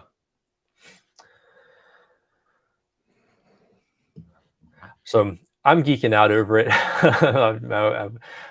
Yeah. That's evidenced by the number of chats that I have running in Chat Yeah. GPT and over here. Um, I know there's probably some questions when you compare the Bing model to Chat GPT. Chat Hmm. GPT is currently using GPT 3.5. That's the current model. Supposedly, ChatGPT 4 is on the way. Those that have seen Hmm. it or know or in the know say it's a significant leap over 3.5. 3.5 is powerful. The version that Microsoft is using, they haven't said specifically, but they call it Prometheus. It's a customized tuned model built on top of Chat GPT 3.5. So maybe 3.7, speculating. But Yeah. It's it's like somewhere a little bit more, but not four. You know. correct. Yeah. Yeah. So I would imagine that when 4 comes out, they'll be able to pivot on that pretty quickly. And Yeah. also, there are some Microsoft people out there that are actively um, engaging and talking about what's going on. I'll bring this on the screen here. This is one of the Microsoft people that has been out there talking about it, where they've rolling commentary over the last couple of weeks Hmm. around what's rolling out. There's a lot of One of the transparency from this they person. claim to be a Microsoft person. They seem to have pretty good knowledge. They don't have a bio or picture or anything on there. But if you go back and you look at some of what they have been talking about over the last few days, what they're like, for example, the number of prompts going from 5 to 6, and the number of conversations going from 50 to 60 to 100. They announced that on this Twitter handle. Hmm. They talked some of um, the updates, the new tagging system that they're working with. So they're openly talking about this, and on top of that, this particular account is also reading some additional Microsoft accounts, and those accounts are also referencing some Microsoft blogs where they're officially talking about this. So I've been following this one to kind of keep up to speed, sending some of these Hmm. to John as well, to keep up to speed with what's actually happening. But you can see the posts and then the responses. So this one's a good reference. For example, just increased Bing limits 60 or 6 to 60 over here. We Hmm. know about image and video. We're working on it. So I've been kind of following this one to kind of keep an eye uh, abreast of what's happening in the community. And there's like 3 or 4 other Microsoft employees that are on the Bing team that are actively posting on Twitter around that. So I'm just kind of throwing that out there. That's how I've been kind of keeping up to date with some of the changes that they're making and some of the things that they're advertising, and we're seeing some of that in real time. Yeah. Oh man, there's just so much to unpack. I feel like personally, I just need so much more practice with it. You know, you've definitely given me a lot of ideas for things like building a structure for an outline and then taking that into something a little bit more to build like a slide structure like that getting unstuck from getting started.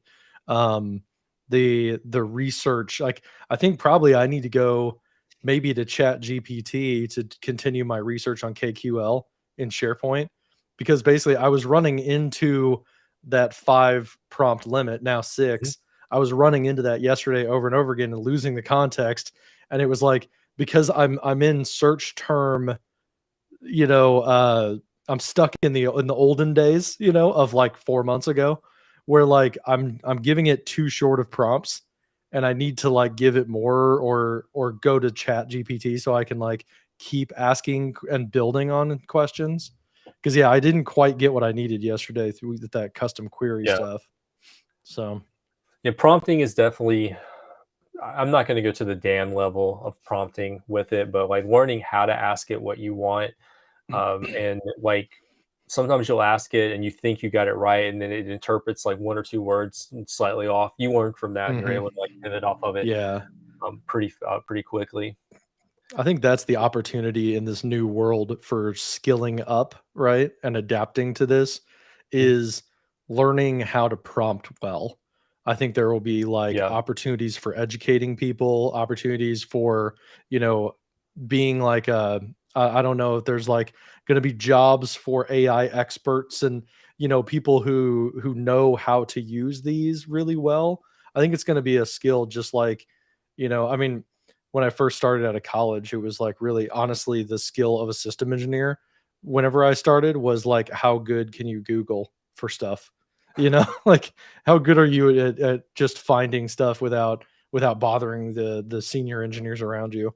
I think how good you are at like getting what you need out of an AI tool, I think is probably going to be that next like skill to go work on, you know, and you've got a head start on me for sure. I've had fun with it. There's been some late nights where the TV's been off, and I've just been plugging away at it, just trying to learn and see what it can do. Yeah. Do we want to pivot to our wish list and talk about what we would like to see come from the new Bing and the Yeah. OpenAI integration? Yeah. I So think for me, the biggest is the ability to save conversations. I hope that mm, that is implemented soon, sooner rather than later. Need to go back and revisit, pick up on a conversation, have a reference to that. I think is probably my number one ask. I really want to be able to have mhm, a saved chat thread, a saved search chat thread, and to a certain extent, you get that depending on like where you go. Like I click here, and you see it does show me some previous searches, but if I go back into that, mhm, it took up the conversation where we left off. It starts over the conversation, so it doesn't have that awareness of what we talked about before. So having a saved chat, I think, would be pretty big on the list for me. mhm. I think 2 things for me. First is removing the turn limits, you know, like have more than 6.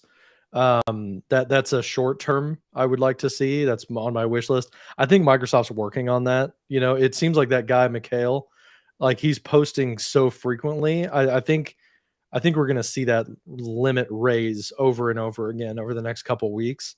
Um, Longer term, I think my biggest wish list, it would be the integrations. I'm really interested to see what integrations there are with Word, PowerPoint, Excel, and Outlook. Um, in my job, what I do, and I know that like, you know, with semi-annual channel and stuff, like I probably won't actually see this until way, way into the distant future. But you know, one thing I do is like I have to consume slide decks that are like, you know, 60 different slides or something like that. And right now with the sidebar, you can't like summarize slide decks because it only can read like what's on screen. So I think when that's built into PowerPoint, if you're able to like pull out information from like a very lengthy slide deck, I think that would be really helpful for me, if, you know, all of the security and privacy stuff can get figured out to the point that I could actually use it. You know? I think it's just it's going to take a lot of convincing, and I think it's going to take a long time before you know, agreements are in place, and who knows what's going to happen with like European regulations and stuff like that to try to like honestly just fight the inevitable that like all of this stuff is going to transform the way that we work and the way that we live. um i I think sooner or later we're going to get there, you know. um Those would be my biggest wish list items. I think the other thing I would like to see is the ability to talk to it more. Um, like I see, I use my Echo a lot, my Amazon Echo. I think this will probably be built in by Amazon. Google will probably build it into theirs. I On my phone, I found an iOS shortcut. So there's a video out there for how to. The guy has a shortcut like inside of the description, and it uses ChatGPT an API key. So you go to your account, you get an API key, you import this shortcut, and then now I have something called like Siri Pro on my phone. So I can tap that and then I can like ask it something. It searches Chat GPT and gives me the answer, as like a paragraph.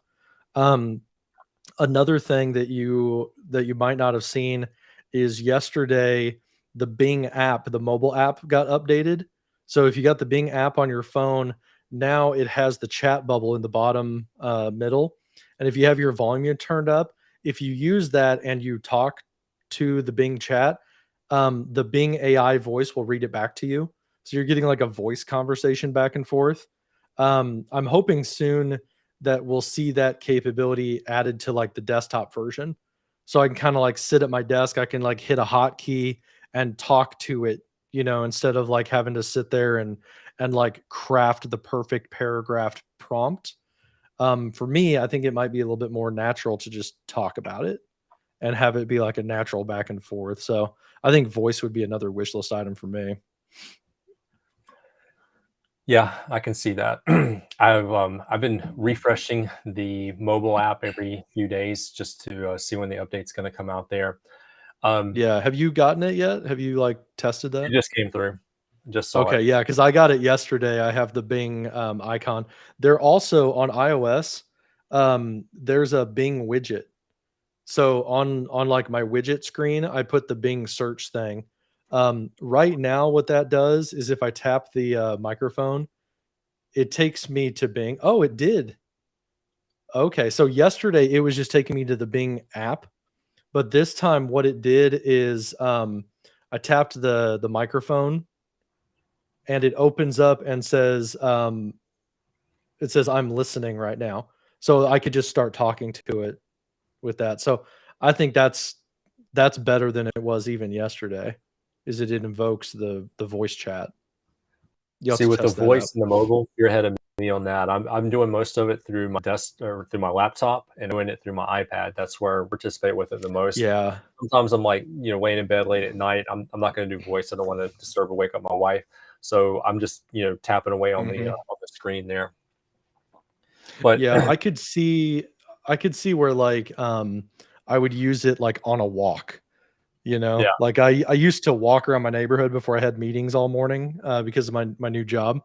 um I used to like walk and listen to podcasts, and I could see where like if I had an idea or I wanted to like have a chat or something, I'd be like talking to myself, but I would like use my earbud to like talk to Bing, while I'm on a walk just ideating. Which leads me to another tool that I found recently for podcast listening with AI is an app called Snipped. There's another one called Air, AIRR. The one I use is Snipped, SNIPD.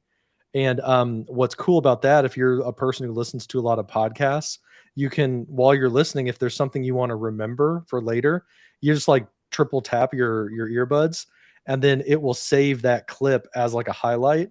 And then you can like generate like transcripts and you can summarize like what was like the gist of those highlights, and it will take your podcast and it will add intelligent chapters for you so you can get through your podcast listening a lot faster.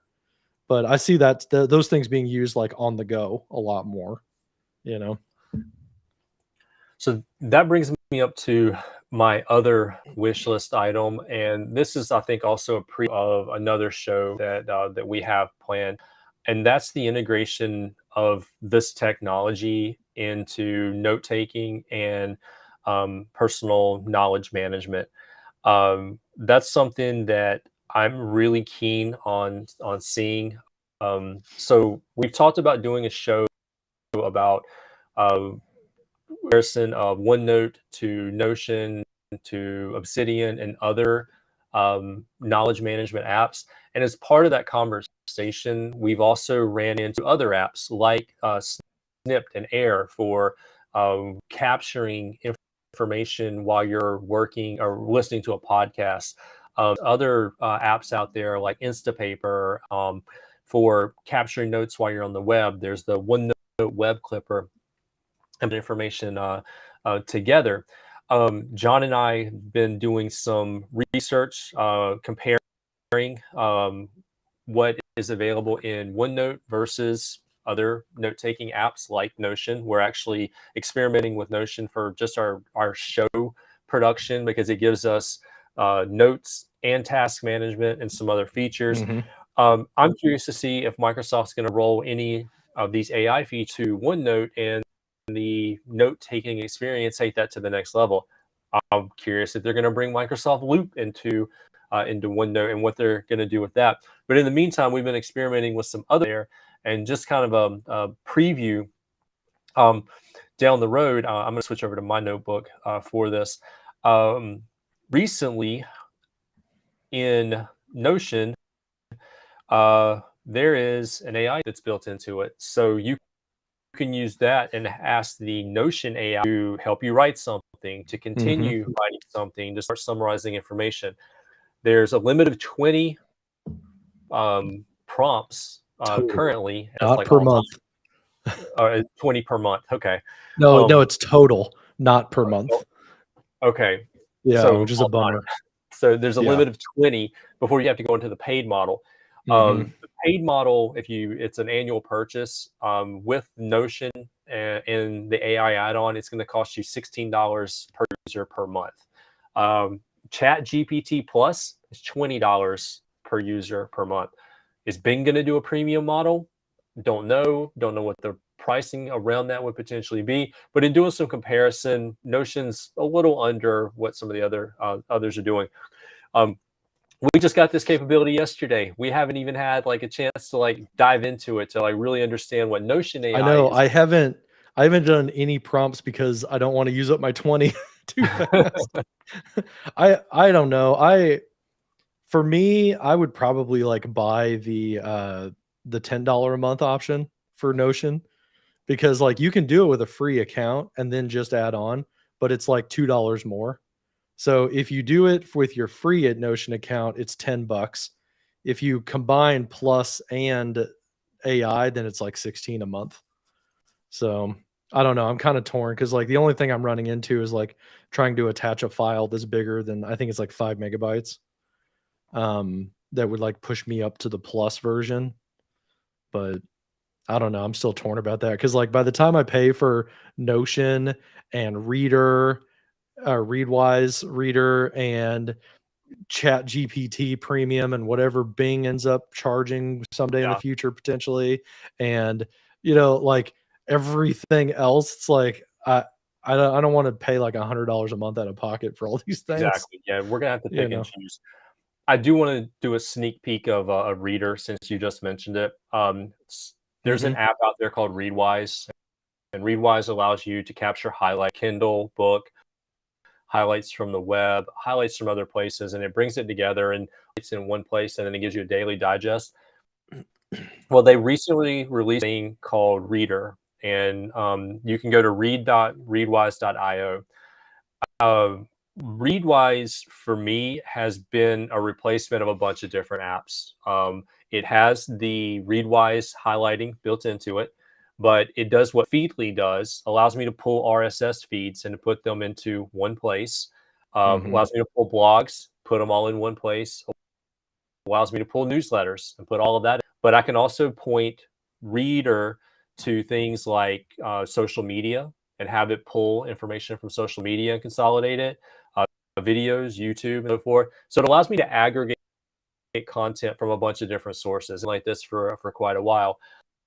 Bringing all of this into one place allows it, so I can create hmm different views. These are like let me reload. These are like RSS feeds that are specific to Microsoft blogs. So Microsoft's like, here's how to get started with Teams Premium, and there's an article around that, or a partner out in the community has something related to that, or the Microsoft changelog. I'm just Yeah. consolidating all that in one place, but it's all these different sources. Cool thing about um, Reader that I found is that it has this really awesome summary feature built into it. It's auto summarizing some of the content for me from these various articles, but I'll go down into a source. For example, Chris Tord, Teams Real Simple with Pictures. Great blog on this one, working with the video playlist for Stream on SharePoint.